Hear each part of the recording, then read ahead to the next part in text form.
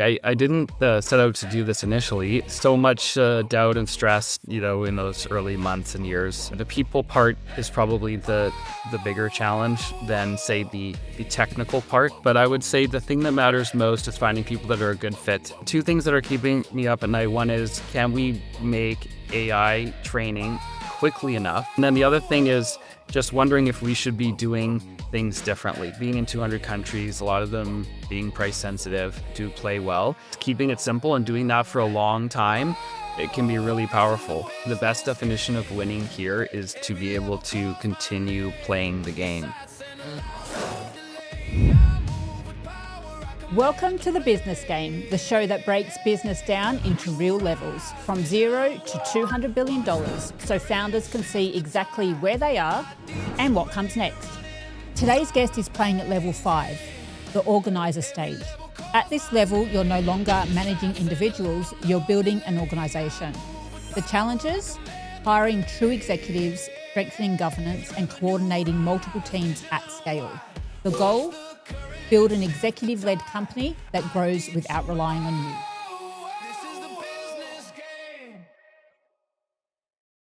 I'm Steve Plummer. And I'm Kalina Stano. And today we're joined by Tim Vipond.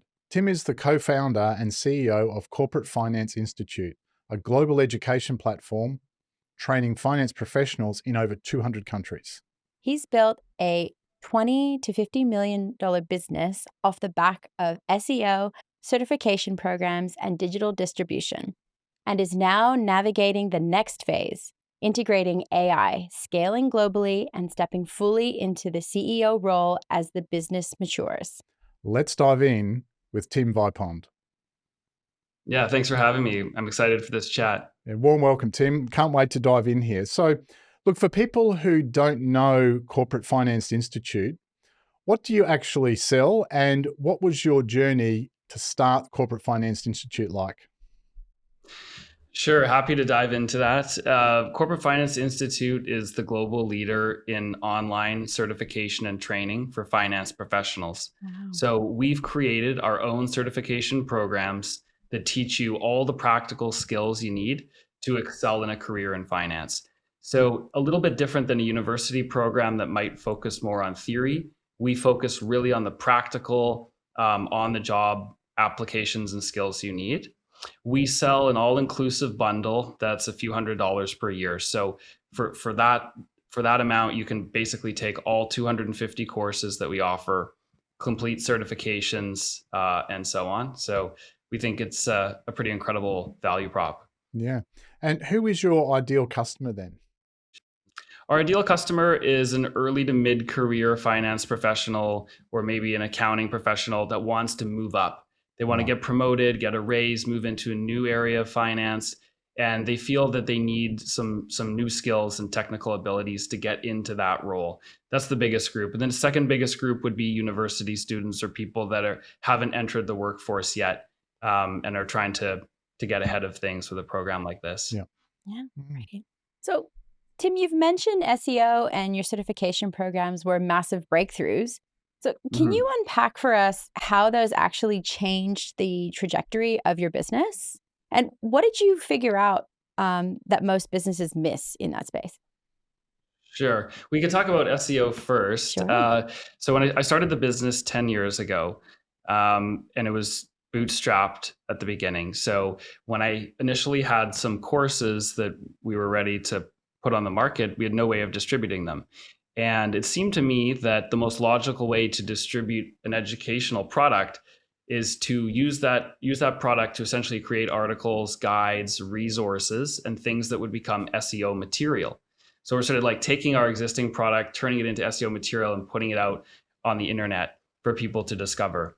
And at the time, SEO was nowhere near as competitive as it is today. So you might recall like this classic one paragraph article definition of a term. When you look something up, what is a PE ratio? 10 years ago, you probably would have got like a single paragraph from Investopedia. And we just tried to blow the competition away. So we added images, examples, lengthy explanations, and we're able to rise through the ranks of SEO. So then SEO, we just continued to scale it over the years till we were getting eventually millions of monthly visitors to the site. Wow.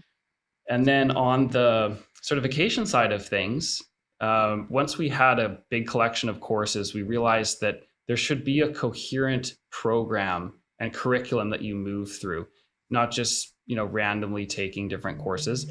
That led us to certification, and there were a lot of pain points we wanted to solve in the certification market. We can talk more about that if you want to go that way, but essentially we wanted to just go down the list of all the pain points with any other way of getting certified and just solve all of them.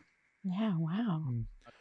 Just on the genesis of the business, Tim, how did it actually come about? Were you just sitting there one day and thought, you know what, I know a lot about this finance stuff, maybe I could teach it to others? Or was there a certain, I guess, moment that kicked things off for you that it really, really dropped in for you? Well, actually, this can be a business. Yeah, definitely. I didn't set out to do this initially. I was working in corporate finance, as a professional, wanted to eventually become, say, a C-suite or, the CEO of a public company, let's say, as the highest ambition. Yeah. And I realized that most impressive executives are really good public speakers. And I thought that the best way for me to learn public speaking was to teach a course at a local university here. So I actually designed a financial modeling course, brought it to the school, and offered to teach it on the weekend. And that got me into teaching in a small way. And then that got me connected to my co-founder, which was a professional training company. So co-founder being a group of people under MDA training. They asked me to work for them. And a long story short, I was like, no, I don't want to work for you. I want to be an entrepreneur now. And we decided that we would launch this business together. So I was sort of thrust into it that way. Yeah. Wow. Interesting. And did you have some moments of doubt early on there that, gee, can I make this work? Maybe it would have been safer to go with the big guys, but I want to trust myself. Can you talk us through that little bit of the early phase of it?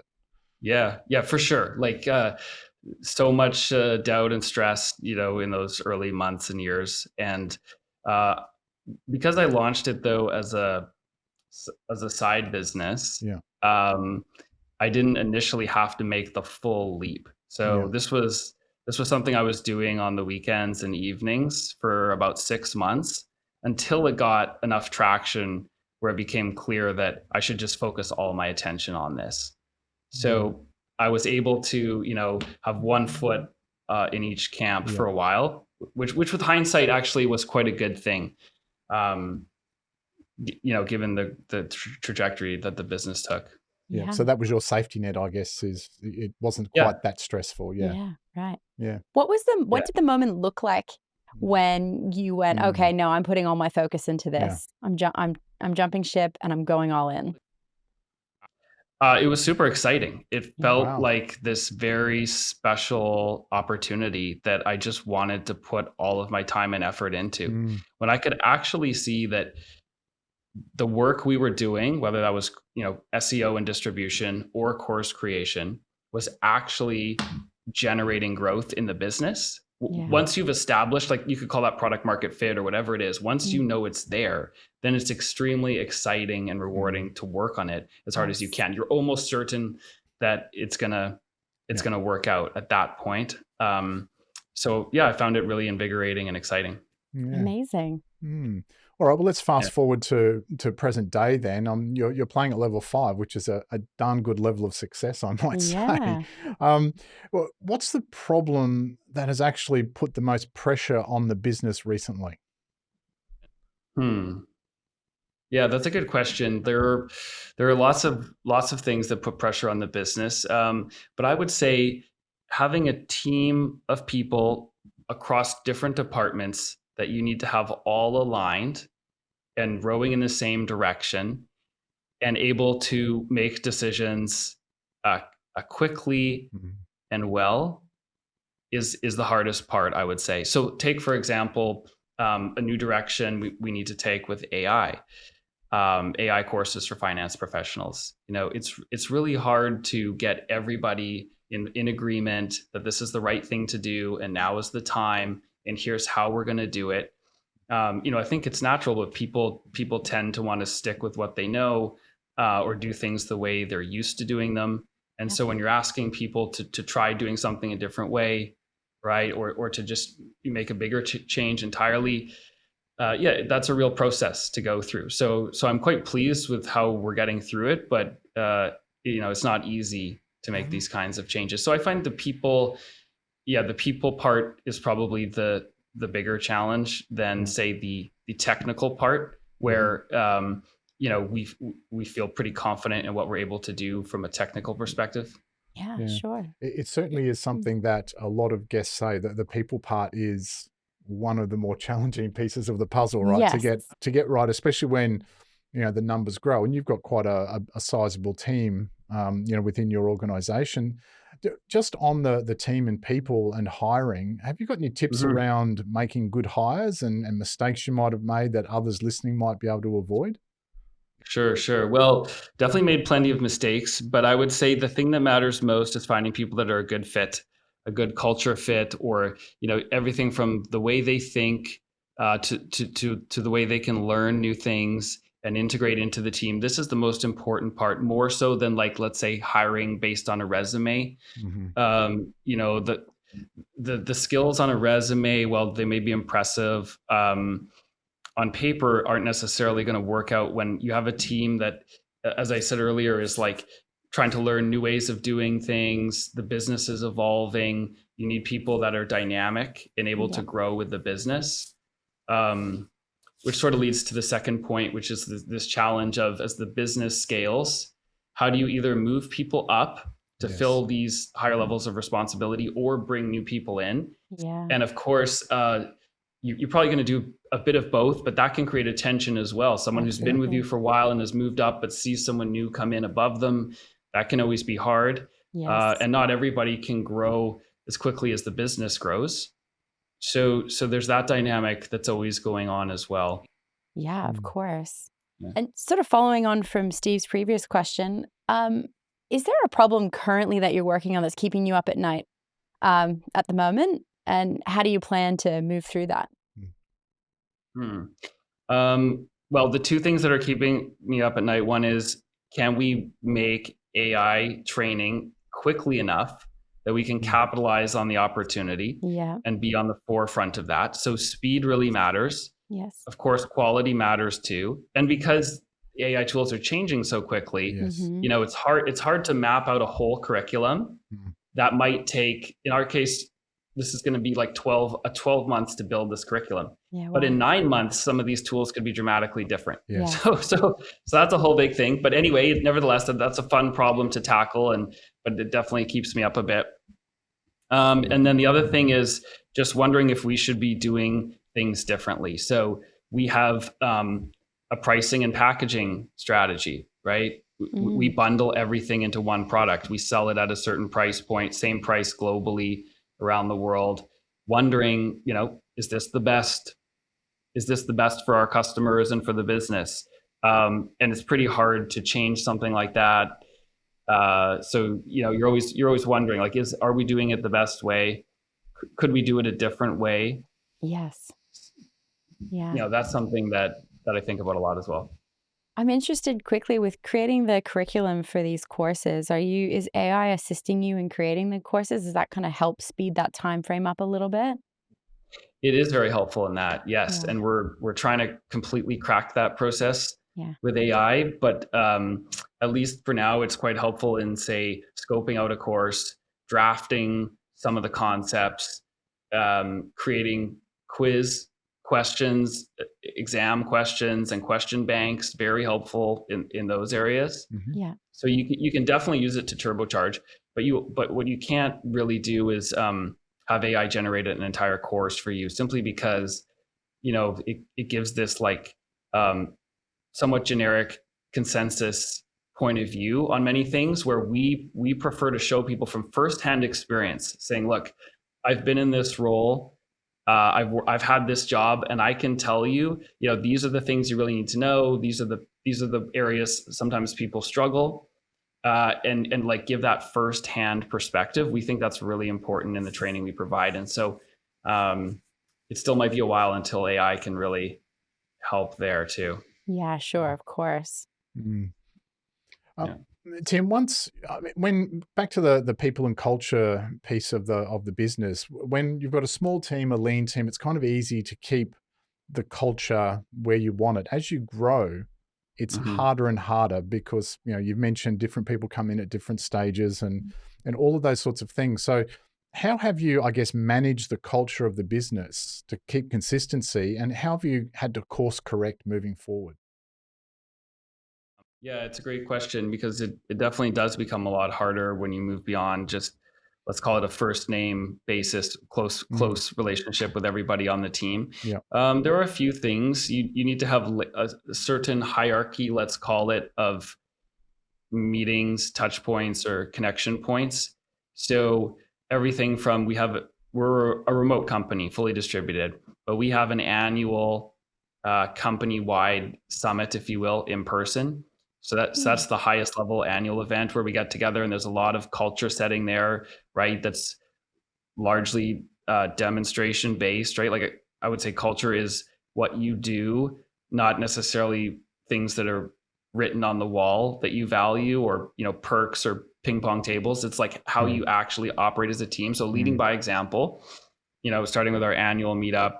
We then have monthly town halls that I lead. So I'm getting in front of the whole company, talking about what we're up to, taking questions like AMAs and stuff in this town hall. Then we have like SLT or senior leadership team meetings. Again, that I'm always trying to just set the tone on the culture. Yeah. I really think this is the most important way. You just lead by example. Hopefully people follow that example. They don't always. And if they don't, then I think there's a question of like, is it just a coaching moment? Are they not the right fit? That can be hard to work through sometimes. Yes. Figuring out which it is. So we have had to make some difficult decisions, of course, as we've gone through the journey. But for the most part, it feels like the culture is unified and seems to be maintained. And I think if you hire people, if you as the CEO are able to hire the layer below you that you feel very good about the cultural fit of, and they hire the level below them that they feel very good about the cultural fit of, there's way less likely to be cultural drift. Yes. So that's easy to say, but I don't know that it's easy to do, but we are at least being quite mindful of that. Yeah, that's great advice. So you're dealing with enterprise systems and compliance now. So when did that go from nice to have to this is unavoidable? And how have you found the process of implementing those changes? Yeah, for sure. So, okay, we've made a big push to obtain a number of accreditations or be blessed, if you will, by certain governing bodies. The Higher Learning Commission in the US is one. The London International Banking and Finance Association is another, and then there's some accounting bodies as well that they all accredit our courses, if you will. So this is a large body of work. We have people on our content team that have relationships with those groups, and we have to go through periodic audits, make sure we're being compliant with all their requirements and so on. And that requires a lot of work and a lot of operational, how should I put it, infrastructure, right? So that we are project managing that and making sure we're staying on top of it. And it's part of people's job description. Yeah. So, I think when it makes its way into someone's job description, that's where you feel like, okay, this is going to be maintained. This has been institutionalized for us. It's going to be part of someone's annual performance review, and so on. So that's one way that we've incorporated it into the business. Yeah. And was that a deliberate thing? Now that we're at X stage, we have to do this, or does it just arrive at organically? This is where we're at, and this is how we've grown. It just, all these things just crept up. So the first time we had some clients ask us if we were SOC 2 compliant, we realized, no, but we better get SOC 2 compliant. Okay. Well, we're in the process. Right? We're in the process. Yeah, we're working towards that. You're like, yes, of course. You didn't get it? So, ask me again in a few months. Yeah, we'll get back to you on that. Yes. So then we went through the process of being SOC 2 compliant, and then we would have people ask us, well, like, who are you accredited by? Yeah. And of course, when we launched the company, we weren't accredited by anyone. So we would think we would find some, let's call it smaller bars to clear, and get those ones first, and then leverage those to get higher and higher. And so the most recent one we got, the Higher Learning Commission, is one we're really proud of. And not many private online education businesses have that level of accreditation. So we've just worked our way up to it. To answer your point, it was pretty organic in nature. Yeah. It's an interesting thing, isn't it? You can plan as much as you can, but you also don't know what's around the corner. Yeah. Totally. Did you notice a shift in the amount of people that were coming through then once you got that accreditation? Did your numbers sort of go up, and you saw the value come back? Amazing. We definitely have seen the value in that. It's I don't know how sharp the impact was, but for sure it's all self-reinforcing. When you're building, I think of our business really as a brand and a reputation. And so when you're building a brand, you're building a reputation. It's like a snowball that's building up over time. And that all these things are contributing to it. It's hard to say for sure if this one was more valuable than that one. But we definitely have seen the impact of all these things building together. Yeah, amazing. Yeah, Tim, can we talk about your evolution as a leader as the business has grown? What's been a habit that worked for you when the business was smaller, say around the $5 million mark, but it doesn't work for you anymore when you hit $30 or $40 million? Okay, yeah. I mean, the biggest one that comes to mind is back then at that $5 million range. Let's say I don't know if we were 20 people or what we were, but let's just say, and I would just go directly to people all the time. So something I want to change on the homepage, I go directly to the person that can change that. Something in a course, I go directly to them. And that can work with a certain team size, and it's super efficient. And I actually love operating that way, if I'm totally honest. It's actually my preference. But then what I had to learn over time, that can cause chaos because that you need everybody coordinated across the departments. Once you start to have true departments, truly separate functions, you need that alignment. So I had to learn, and I'm still learning, to be honest, to do this, that I need to pull together the team, explain what I want to do, and then figure out, okay, who should handle this, who's going to manage this, who's going to execute this, and who's going to keep us all informed about how it's going. So, a real project management or operational framework, that to me has been the biggest change that I'm still going through. Yeah. And was that something that came naturally to you? Did you have to learn that? No, I definitely had to force it and learn it because, like I was saying, I kind of prefer the direct one-on-one. Like my favorite conversations are usually one-on-one conversations with people as opposed to group settings. So I have to learn to, talk well to a group, get everybody aligned and on board. And I think through a combination of reading books, listening to podcasts such as yours, and, just focusing on it, you can get there. Yeah. And did you take any training like in speaking or anything like that? Or was it more, I'm just going to get better at it and focus on it? Yeah.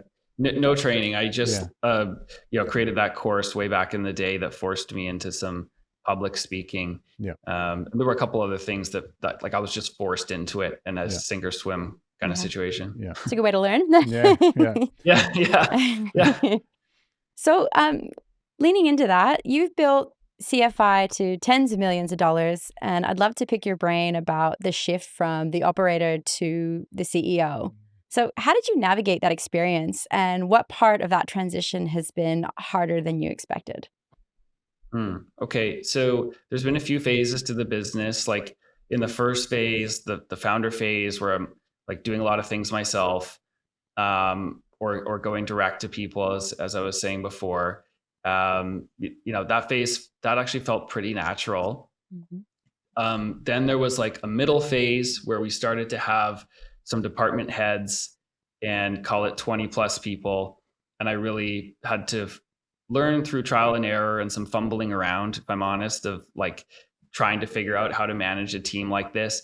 And then we brought on a COO that was extremely helpful. So having someone who had been a COO in other companies before, who came to us through one of our investors, and was able to spend time with me, and to then actually spend time really running the business, and then me coming back in with like, basically a good team in place, a good operational structure, and being in the right mind frame, let's say, to manage a team. Now I really enjoy the CEO role.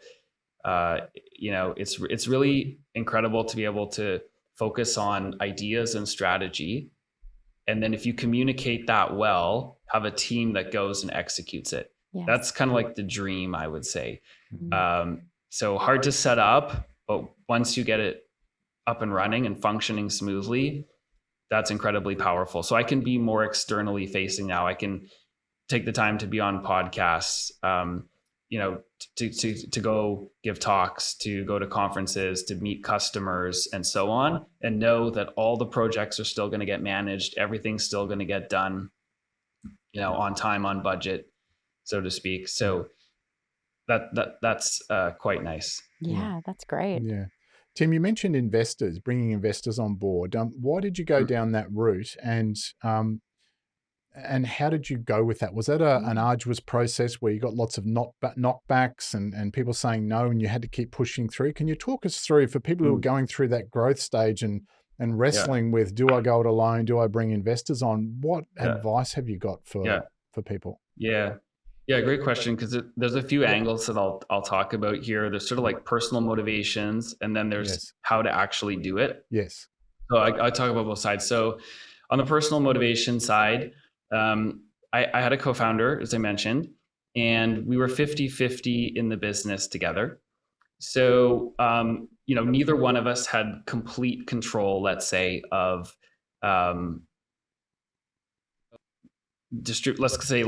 distributing profits or how you'd sell the business. So we kind of realized, hey, if we bring in an investor, that's a third party, a third seat at the table, kind of rounds out the opinions. And that was one thing. Second thing was, I figured that bringing on a growth equity investor would really push us to grow, right? That we would be answerable to someone who had seen success before, had seen companies scale, could offer us advice as well. So it was another reason to want to bring one on. And then in terms of how to, it's a bit cliche, but there's a saying, the easiest way to get money is when you don't need money. So we were lucky in that sense. We weren't out running a process to try to find investors. We would receive inbound requests, and then whenever we received an inbound request, we would take the meeting, have the discussion. We were open-minded to it. Yeah. And eventually we spoke to some investors who we got to know, who we liked, who put a term sheet in front of us, and we said, okay, we negotiated that a bit and thought, okay, this is a good term sheet, and let's do this for the reasons that I mentioned before. Yeah. So we didn't hire a banker or go do a formal outbound process. Yeah. Yeah. Hey guys, just a quick break to thank our affiliate partner, HubSpot. We are thrilled to announce our partnership with HubSpot, the ultimate all-in-one CRM platform. HubSpot helps you streamline marketing, sales, and customer service with powerful tools to grow your business faster. From lead generation to automations, it's got you covered. By using the link in the description, you not only get to start your HubSpot journey for free, but you'll also be supporting our work here on the show. Now it's back to today's episode. That's a bit of a unique experience, Yeah, isn't it? absolutely, yeah. It came to you. And over time in the process of talking to those prospects who came to you, did you develop some kind of a checklist that might have been, they're a good fit and not a good fit? How did that work particularly? Mm-hmm. Yeah, I would keep a spreadsheet that was just every group that we spoke to, what type of fund they were running, or what type of firm they were, who they had invested in. And so what we valued most was relevant investment experience. So portfolio companies that had been in e-learning, would be the most valuable, and then you could kind of go downstream from there. That was what we mostly focused on. And I think because of our SEO focus, we got on a bunch of radars somehow. Like I think there's some scraping tools that VCs or growth equity firms use where they can see like, okay, either it's like number of downloads for an app, or number of number of podcast listens would be like a metric for you, or in our case, website traffic. Yeah. And so I think these firms were just tracking companies and could see, oh, this company is like massively growing its website traffic. We should reach out to them and see what's going on. And so that I'm pretty sure like that's how we were getting in front of these VC firms. Yeah. It's a really interesting and a different story, because a lot of guests that we have, they're doing the outbound, getting investors, and you've flipped that around based on, what your business was and where it was at. And that's a really different dynamic to, I've got to go and pitch again in front of a whole lot of people and get a no, versus, well, we're actually interviewing you to see if we think you are going to come on board. Yeah. So thanks for sharing that. Yeah, that speaks to the success of where you're headed. That's very exciting. Yeah. So let's jump to systems and structure. So you're now servicing students basically in every country, which is incredible. Yes. Yeah, congratulations. Congratulations. That is really cool. It is, yeah. So I'm curious, what breaks when you go from one market to an entire world? Yeah. Well, there are a lot of things to consider, but I should say as to how this happened, because it was an SEO and content distribution strategy, that gets us in front of everyone. So like YouTube audiences just naturally essentially have like watchers from all countries, and Google search traffic has people from all countries. So that's how we were able to get in front of so many people. And then we purposely designed the product to be not tailored to any individual geo. So for example, we don't teach US tax code, and we don't teach any country specific or any IFRS versus GAAP specific stuff. We teach foundational principles that would apply, anywhere you're working, as long as you are predominantly working in English. Yeah. But we did get some interest in captions and subtitles and translations in other languages. So we've now got captions that run in many different languages. So you can like have, Hindi subtitles on the course, or you could have like Arabic audio playing in the course as well. So that's one thing we've had to build that was like unique. Then there's like little compliance things, like you have to collect VAT or sales taxes in all these different geos, and you have to figure out ways to do that. You could do local currencies, but we don't. So we only accept payment in US dollar. But we always wonder if we should perhaps accept payments in other currencies, or have geo pricing, which again would like add a lot of complexity, but could be worthwhile to have geo pricing. Again, we just have like a universal price across all countries. So I think that's another way to say, as I say all that, what I realize though is like, I guess we have intentionally tried to avoid a lot of complexity. So we've said, how can we make this product work everywhere? How can we not get too fancy with currencies or prices or marketing strategies? Let's just have a universal message, universal concepts, and I would say a low price point kind of pairs well with this strategy too. Like we are definitely a high value or low price offering. So people in Egypt, like Egypt's a big market for us. Middle East these are big markets where India is too, where like you'd imagine a little more price sensitive to a US dollar priced course. Yeah. So we've tried to be mindful of all these things as we saw early interest in the business from so many different countries and geos, and we really wanted to be able to reach all of them. And I have to say, some of these geos outside of like the big names we're used to hearing about in business are so awesome to serve because their enthusiasm is so high. And if I go travel, and I just got back from meeting a whole bunch of people in Saudi Arabia a little while ago, and the level of enthusiasm there, like for what we're doing, or the messages I get from people on LinkedIn who are in Egypt or India or South Africa. And, they're just so pumped about the training they're getting from us and the value they're getting. I have to say, I really, really enjoy that part of the business. Yeah, cool. Yeah. So Tim, just on that then, and again, this is not to disrespect anyone else in the market, but why am I coming to you for your accreditation as opposed to going to one of the big established universities or colleges? Yeah, that's a great question. I think you would go for different reasons. So I wouldn't say one is better than the other. I'd just say they're quite different. So a college or university where perhaps that's a well-recognized name it's either a globally recognized university, like an Ivy League university or something. Okay, that's like a whole separately different product. Or there's like, let's say, a regionally prestigious university. So I think that those would be good reasons to go to university. The networking at university where you're like, getting an industry internship and you're networking with people that want to work in those industries. I think all that stuff's super valuable. The coursework is going to be more theoretical though.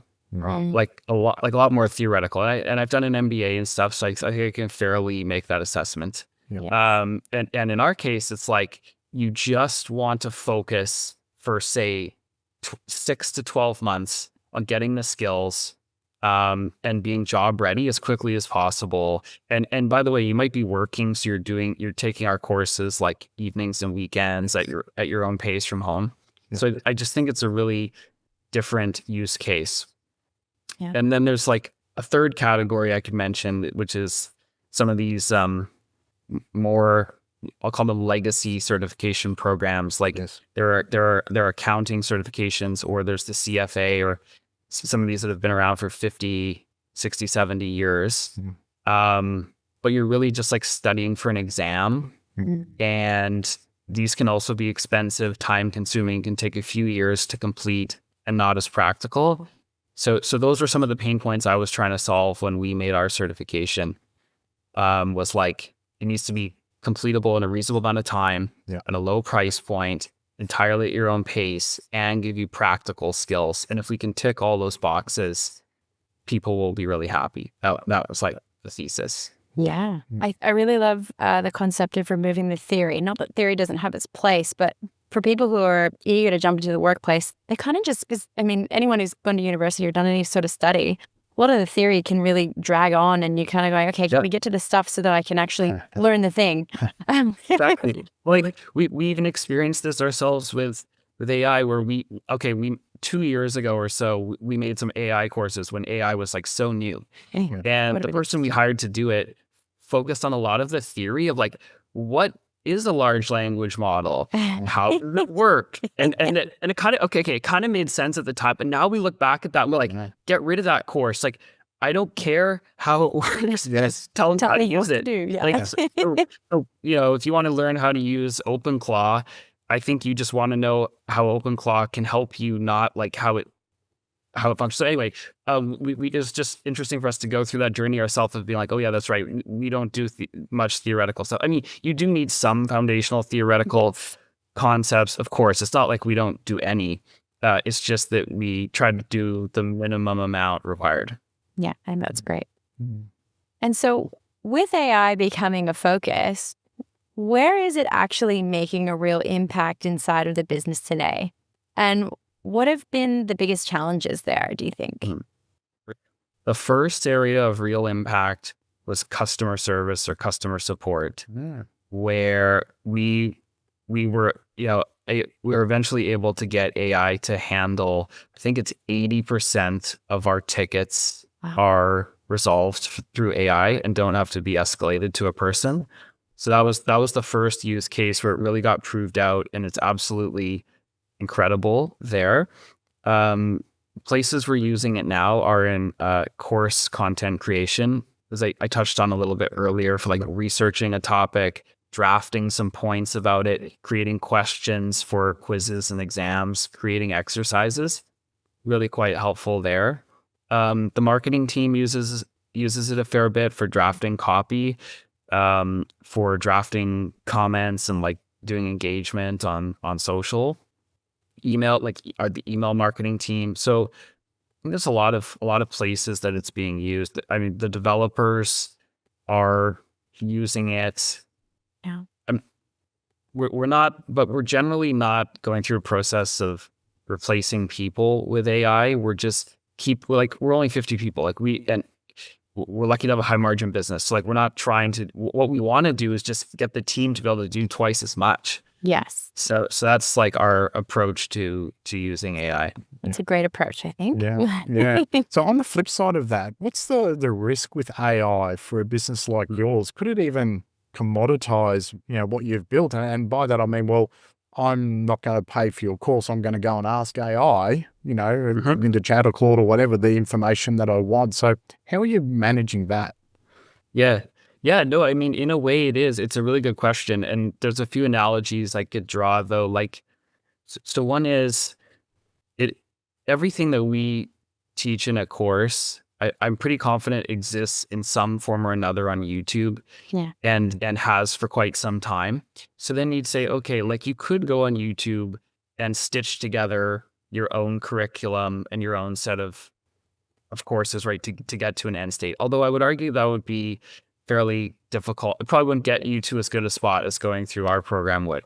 I think similarly with a chatbot, you could engage in a whole bunch of interesting discussion, and I think you could learn a lot. I still don't know if it could get a completely structured curriculum for you remember, this would take months to complete. So it's not like one chat instance. Yeah. It would have to live with you for a long period of time and track your progress and pull you through. And still, I think it will do that for many, many people. But I think if you want to learn from someone who has firsthand experience in the role, have a structured curriculum, and then our reputation. So these certificates carry more weight as time goes on. They're more recognized. Employers are starting to ask for them. Yeah. And, people see the value in putting it on their resume. Yeah. So, but also to your point, I mean, that's why price and value really matter here. So I feel good about where we're at because we're charging a few $100s a year. Our list price is $500 US, but we're often discounting, and it's say $350 on average that people are paying for our product. Wow. And I think the level of value they get though is huge. Mm-hmm. So it's if we were selling a $5,000 product, I would be a lot more worried about what AI would do if it was just giving me technical training. Yeah. But I think you're right that AI will help a lot of people get trained, and maybe some people won't come to us and will go to AI instead. But the good thing I can say is that right now, if you ask AI about how to get financial training, it will typically recommend CFI as either its first recommendation or sometimes the second choice, but usually it's up there. Yeah, go AI. That's great. No, that's a huge, that's the next route, right? A lot of people want to get mentioned in the AI situation. Yeah, exactly. Getting AI mentioned is a whole thing that it's a lot easier when your business is already being discussed on the internet a lot. I think that's really Reddit, right? It's but if you had a startup right now, how would you get AI mentions? I think social media and forums and things are probably a good place to get started. Anyway, that's probably a whole separate podcast. We go on for hours.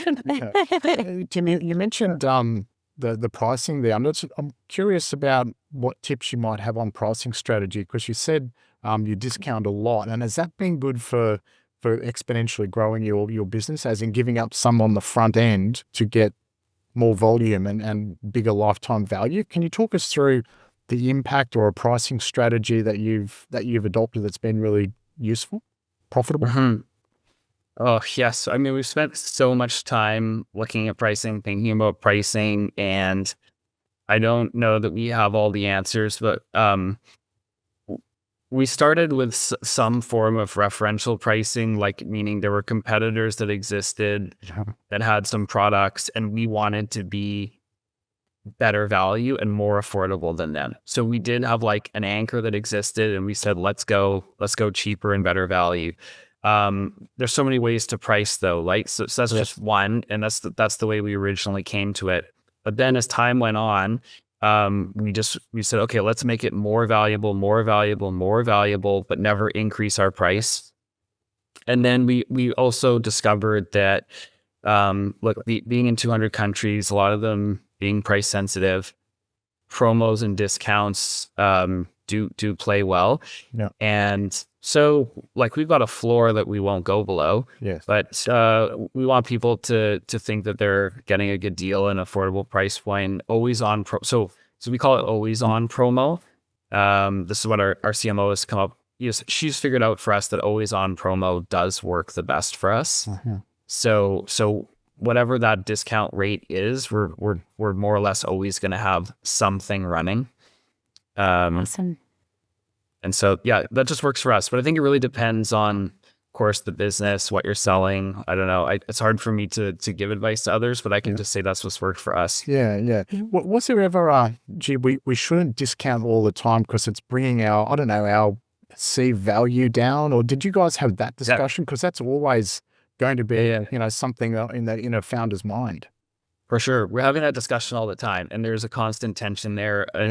I would say our general preference over time is to have fewer and fewer discounts, like kind of to your point about value and prestige, let's say. Yeah.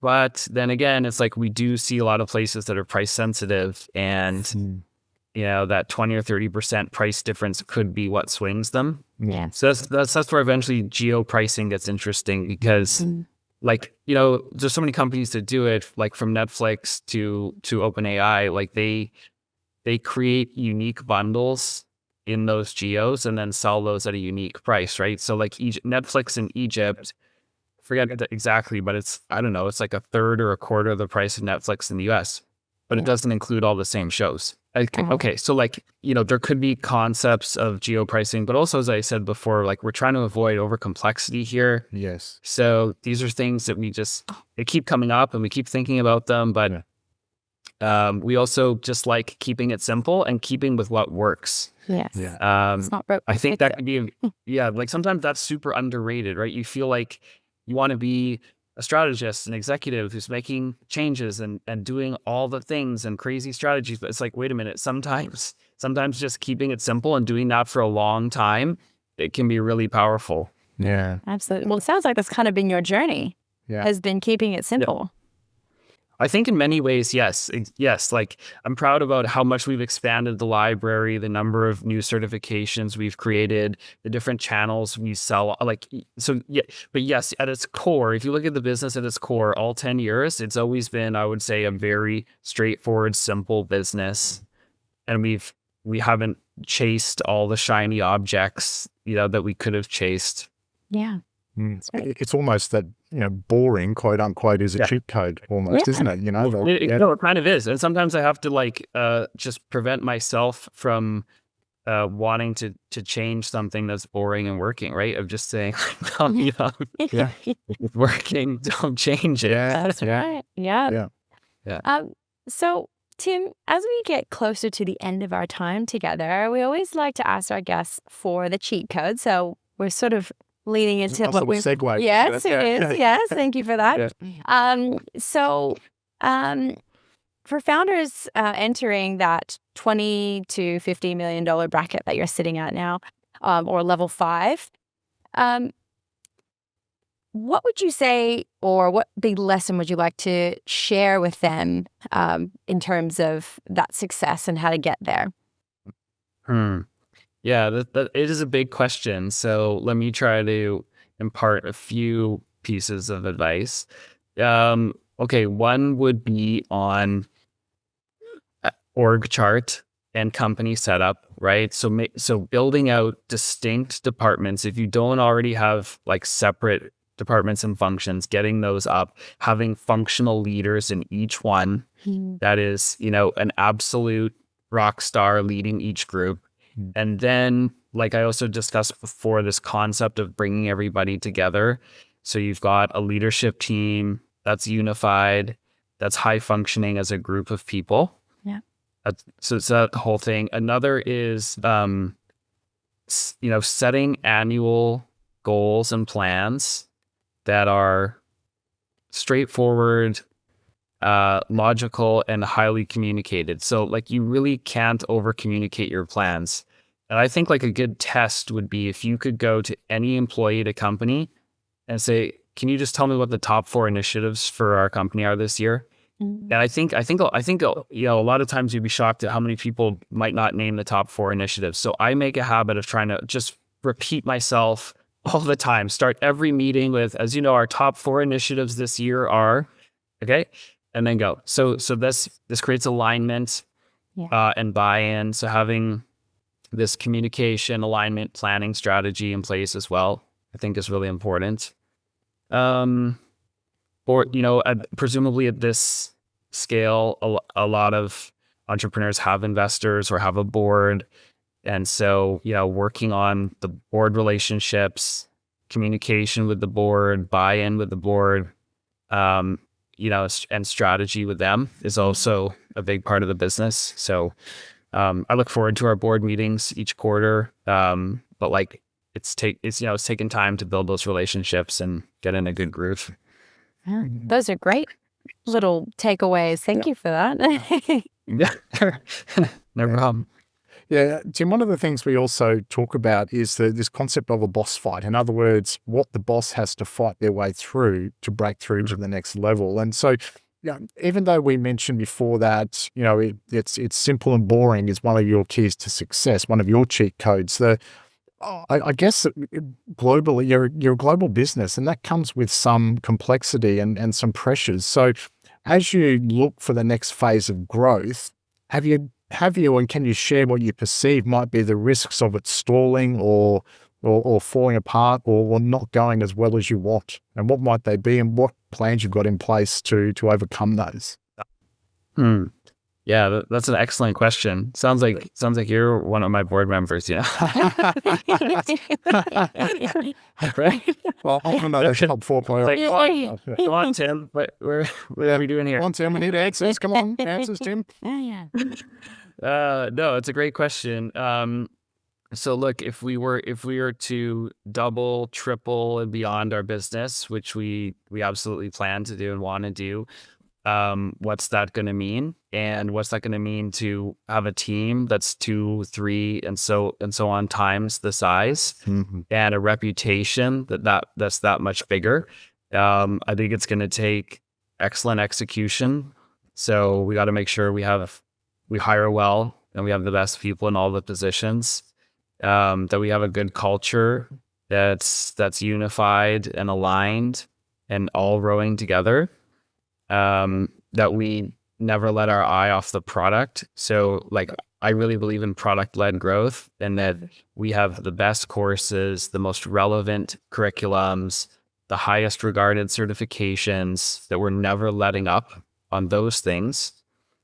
And that we're bringing all that together essentially into a plan, and sticking with a bit of, as you said, sticking with a bit of like, what's boring and works, you should probably keep doing. Yeah. And the power of compounding, like, is pretty incredible, right? If you can grow at, 30 or 40% a year, you can double every few years, and you can, it won't be a straight line, but you can let that compounding work for you. So those are a few scattered thoughts for you. Is there anything in there that scares you? Huh? Oh, yeah, probably all of it. Yeah, I don't know.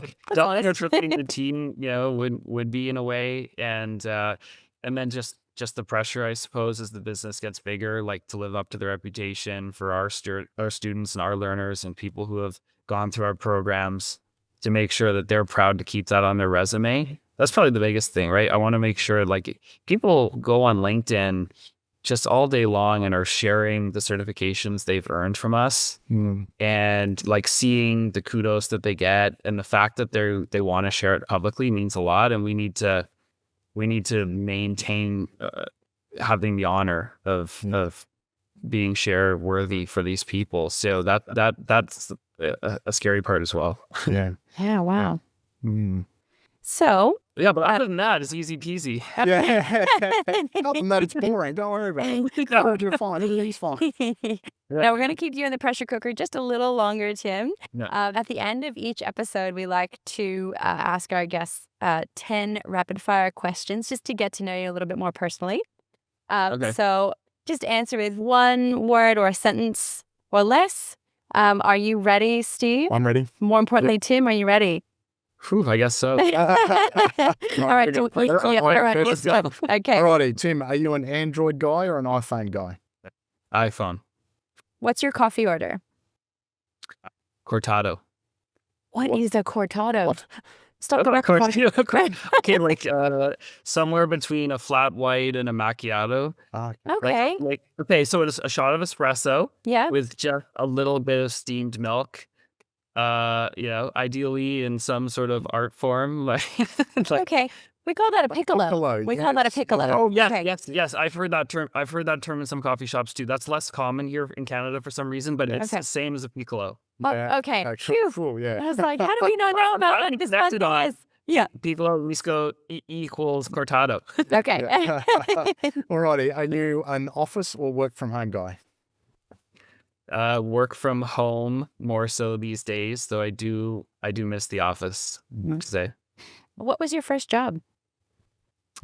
Painting houses was the very first employment I had. Wow. Mhm. Yeah, painting outside of houses. Yep. Wow. What's one piece of tech you couldn't live without? One piece of what? Technology. Oh, piece of tech. Yeah. Well, these days it's got to be Claude. So Okay. yeah. And are you an early riser or a night owl? I'm an early riser, but also not by choice because my two beautiful children wake me up at the crack of dawn every day. I know that. I feel that in my soul. But actually, I do like the idea of being a morning person. It's just that, like I wish I had the choice sometimes. Yeah. Yeah, I'm like, yes. Yeah. Shall we move on? Yes. But what's your go-to productivity hack? Oh, go-to productivity hack?